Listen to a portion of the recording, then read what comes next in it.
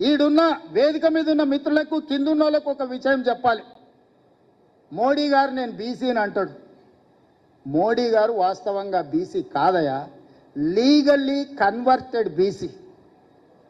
నేను చాలా జాగ్రత్తగా ఈ పదం వాడుతున్నా, లీగల్లీ కన్వర్టెడ్ బీసీ. 2001 వరకు ఆయన ముఖ్యమంత్రి కానంత వరకు ఆయన కులము గుజరాత్ రాష్ట్రంలో ఉన్నత వర్గాలలో ఉండే. ఆయన ముఖ్యమంత్రి అయినాక ఆ కులాన్ని తీసుకొచ్చి బీసీలో కలుపుకున్నాడయా చట్టం చేసి.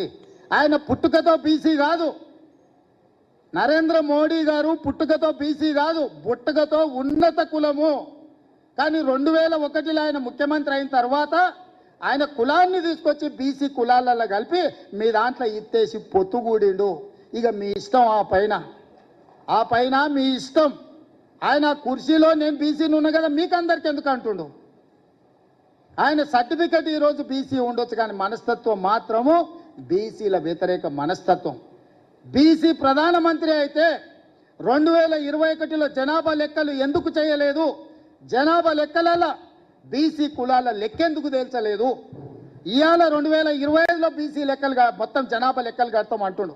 నేను ఈ వేదిక మీద నుంచి డిమాండ్ చేస్తున్నా నరేంద్ర మోడీ గారిని, రేపు చేయబోయే జనాభా లెక్కలల్లో బీసీ కులాల జనాభాను కూడా జనాభా లెక్కలలోనే చేర్చి నీకు చిత్తశుద్ధి ఉంటే లెక్క కట్టు, లెక్క తేల్చు.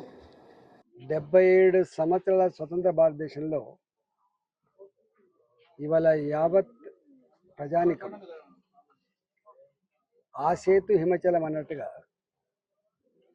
మోడీ గారిని విశ్వసించని, మోడీ గారిని ప్రేమించని మనిషి ఉన్నాడు ఇలా దేశంలో.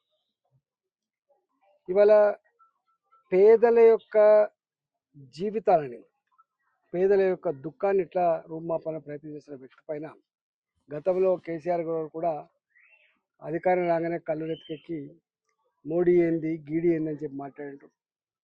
మోడీ ఏం ముఖం పెట్టుకొని తెలంగాణకు వస్తారని చెప్పి మాట్లాడిండు. ఇవాళ ఒకవైపు ఢిల్లీకి పోయేమో రేవంత్ రెడ్డి గారు మా పెద్దన్న కేంద్ర ప్రభుత్వ సహకారం కావాలని చెప్పి కోరుతాడు. ఇక్కడికి వచ్చి మాత్రం ప్రగల్భాలు పలుకుతాడు.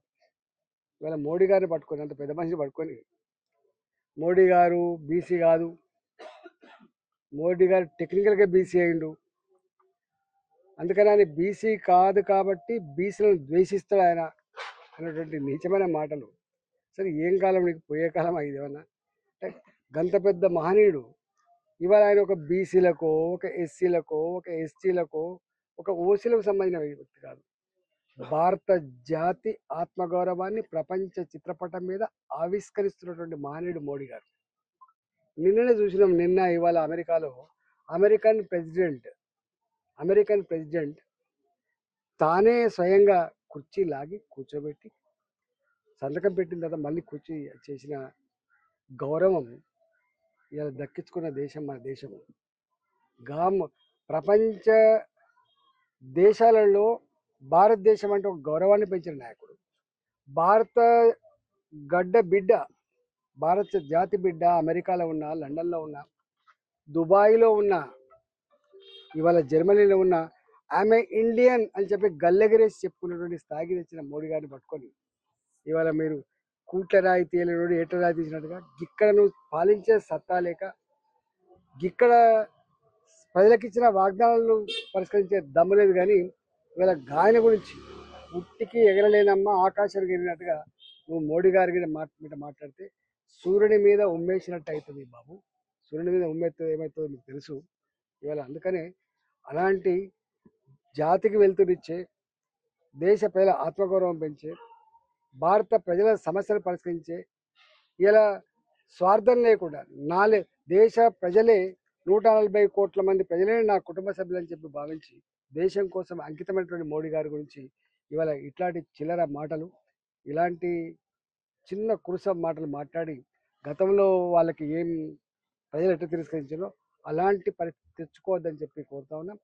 ఇప్పటికైనా పెద్దలను గౌరవించడం నేర్చుకోండి. భారత ప్రభుత్వం అంటే ఏదో భారత ప్రభుత్వం అంటే ఆకాశం నుంచి రాదు. భారత ప్రజల యొక్క రక్త మాంసాల మీద కట్టబడ్డ పనుల డబ్బుతో ఇలా మోడీ గారు డెవలప్ చేస్తుందని చెప్పి ఎప్పుడు అంటూ ఉంటారు. నేను చేస్తున్నా అని చెప్పి మోడీ గారు ఎప్పుడు అన్నారు? ప్రభుత్వం చేస్తుందని చెప్తారు. వీళ్ళలాగా నేను చేస్తున్నా ఎక్కడ అడగరు. అధికారం వస్తే నేను సేవకునని చెప్పినోడు మోడీ గారు. అధికారం రాగానే అహంకారంతో కళ్ళు నెత్తికెక్కి ఇక ఏ ప్రజలైతే నీకు అధికారం ఇచ్చినా వాళ్ళ ఇల్లు కూలగొడతా, వాళ్ళ గుడిసెలు కూలగొడతా, వాళ్ళ మీద కేసులు పెడతా అని చెప్పేటువంటి మోడీ గారు కాదు. అందుకనే మోడీ గారితో గోక్కోవడం అంటే ధర్మంతో గోక్కున్నట్టు, మోడీ గారితో గోక్కోవడం అంటే పేద పేద బతుకులతో గోక్కున్నట్టు. ఆ విషయం మర్చిపోద్దని చెప్పి రేవంత్ రెడ్డి మీరు సూచన చేస్తా ఉన్నాం.